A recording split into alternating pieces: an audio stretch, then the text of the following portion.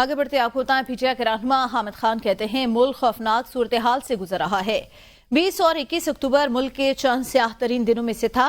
آئین پر ڈاکہ مار گیا، آئین پر بہت بڑا حملہ کیا گیا۔ پاکستان کے وکلاء اس آئینی ترمیم کو مسرت کرتے ہیں۔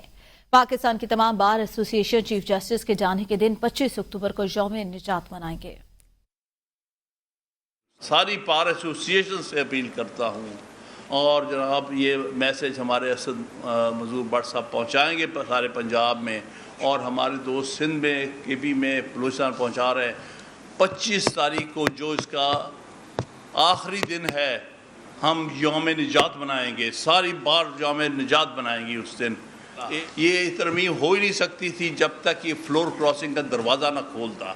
اس نے جان بوجھ کے ہارس ٹریڈنگ اور فلور کراسنگ کا دروازہ کھولا۔ 63A کی انٹرپریٹیشن بدل کے رستہ دیا کہ جاؤ آپ زبردستی اٹھا لو، اب خرید و فروخت کرو۔